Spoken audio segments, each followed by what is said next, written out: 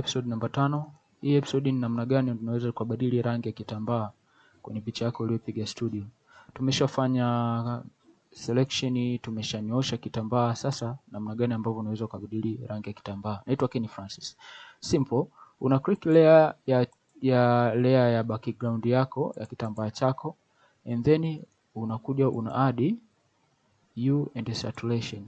Mara nyingi napenda kuitumia hue and saturation, and then unaenda kwenye hue, unajaribu kutune kulia au kushoto kuweza kupata rangi ambayo unakuwa unahitaji.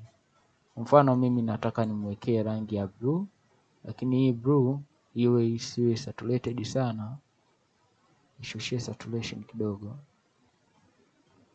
au lakini niongezee mwanga kidogo, kwa sababu mtu ana mwanga, kwa hata background yenyewe nayo inabidi iwe ina mwanga kidogo. Saturation yake naipiga tu kidogo kama hivi, isiwe sana. Kwa hiyo hivyo ndo namna ya kuweza kubadilisha rangi ya background. Hapa nikimute, nimerudi kwenye red, nikiunmute, nikuja kwenye blue.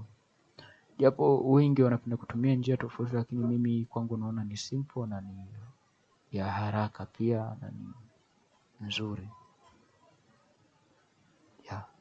Hivyo ndo namna ya kuweza kubadili rangi kwenye background. Tukutane tena kwenye next episode.